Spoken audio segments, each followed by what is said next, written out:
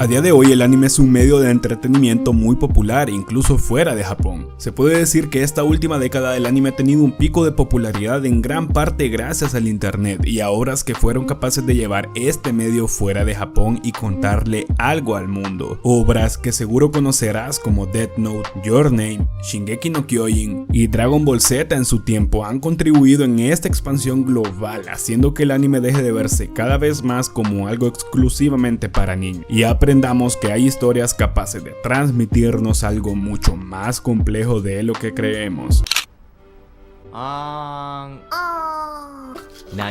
Sí, me encanta esta complejidad. Pero esto no siempre ha sido así. El anime, al igual que casi todo en la cultura pop, ha tenido que recorrer un largo y duro camino para llegar hasta aquí. Un camino que comenzó hace más de 70 años.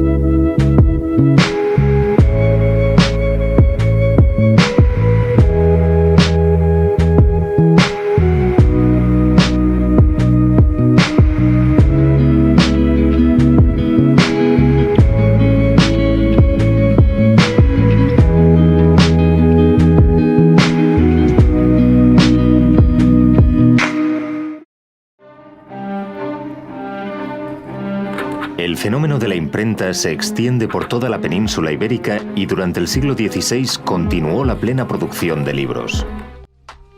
Desde el nacimiento de la imprenta en 1440, poco a poco más autores empezaron a experimentar todo lo que se podía hacer con ella, y entre uno de tantos experimentos nacieron las primeras versiones del cómic. Dibujos que contenían burbujas de diálogo y contaban una mini historia en unos cuantos paneles. Con los años, esta nueva forma de contar algo, basada en las formas de comunicación de antiguas civilizaciones, se fue expandiendo, hasta que en 1814 un pintor llamado Hokusai Katsushika bautizó a una serie de dibujos garabateados sobre la vida diaria agrupados en croquis como manga.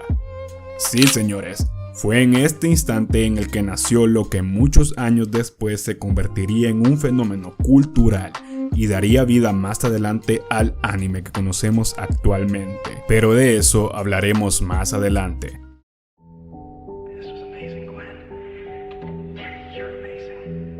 Fue hasta 1902 cuando el manga realmente tomó forma. Rakuten Kitazawa publicó el primer manga moderno, que consistía en 4 viñetas por página. Más adelante, en 1920, las editoras japonesas inspiradas en publicaciones extranjeras establecieron revistas mensuales enfocadas a los chicos, las chicas y los jóvenes adultos, las cuales son las antecesoras espirituales del actual Shonen Jump. Todo parecía ir bastante bien para el manga.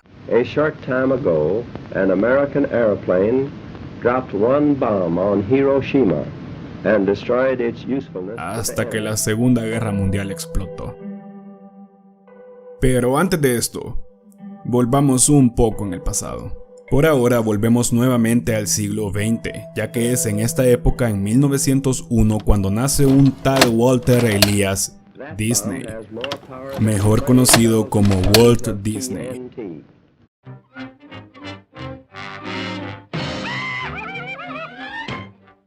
Este señor no necesita ninguna presentación, al ser uno de los máximos exponentes de la animación en la historia. Después de una inspiradora historia llena de altos y bajos, en 1923 Walt Disney junto a su hermano Roy Disney finalmente crean su personaje más icónico y el que cambiaría la historia de los dibujos animados para siempre, ni más ni menos que Mickey Mouse. Fue a partir de aquí que fue un no parar para Walt Disney. En 1929 comenzaron su serie de cortometrajes Silly Symphonies, en la que nacieron grandes personajes como el Pato Donald y Pluto, entre otros más. Y fue gracias a esta serie de cortometrajes y el tan carismático Mickey que la popularidad de Disney realmente explotó y se colocó en los siguientes años como la casa animadora líder a nivel mundial. Lo que Disney hacía con sus dibujos animados estaba muy adelantado a su época y avanzaba a pasos agigantados, ganando reconocimiento mundial. En 1937 Disney crearía el primer largometraje animado de la historia, demostrando de lo que era realmente capaz. Una película que estoy seguro la gran mayoría hemos visto y que también estoy seguro la gran mayoría no tenía ni idea de que esta película fue estrenada en 1937. Disney presentaba al mundo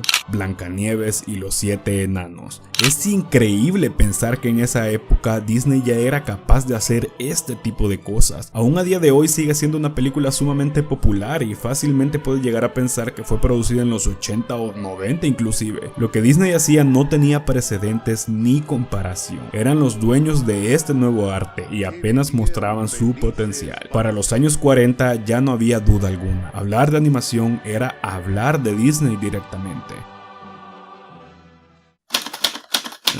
Mientras tanto, en la misma época en Japón,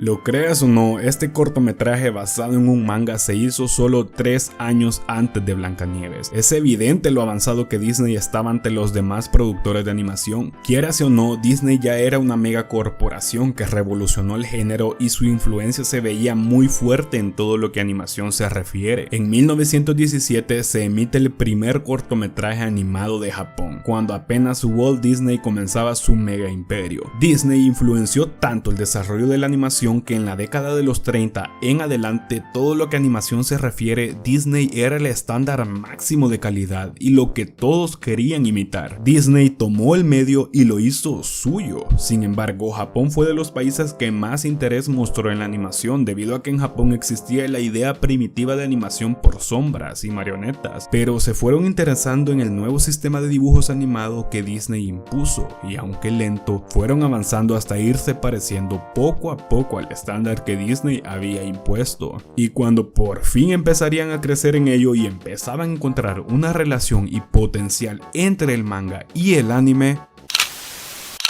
A short time ago, an American airplane dropped one bomb on Hiroshima sí, and destroyed les its dije que infamous hablaríamos de command. esto más adelante.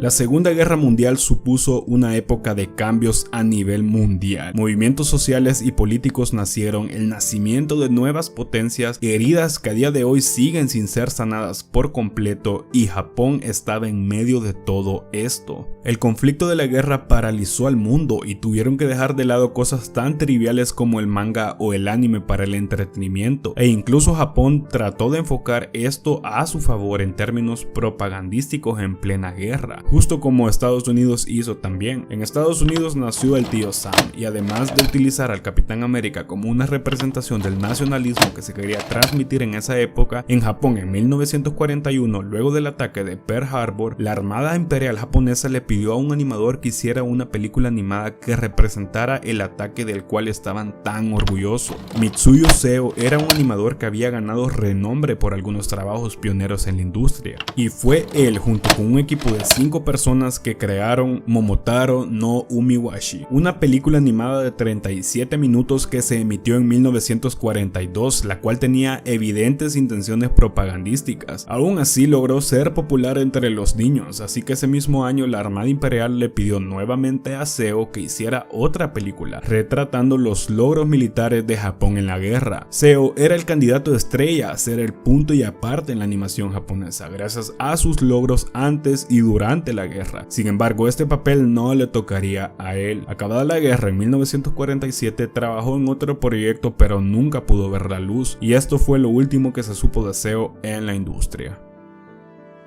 Esto fue el único movimiento importante que hubo en el género en esos años. Sin embargo, todos conocemos cómo terminó esta trágica historia. El bombardeo de Hiroshima y Nagasaki puso fin a la guerra más despiadada que el mundo había visto, y con esto prácticamente Japón tuvo que reiniciarse de la peor manera posible. Estados Unidos tomaría Japón y comenzaría una época de cambios y un proceso muy duro para el país nipón. Entre tanta desgracia, Japón vio una oportunidad de cambio y desarrollo y logró salir adelante de la mejor manera posible. Sorprendentemente, en medio de todo este cambio, el manga empezó a tomar fuerza nuevamente, ya que al ser un método de entretenimiento relativamente barato en aquellos años, los japoneses querían ver hacia otro lado y olvidar todo el dolor que la guerra les había llevado, y el manga en muy pequeña escala contribuía con esto.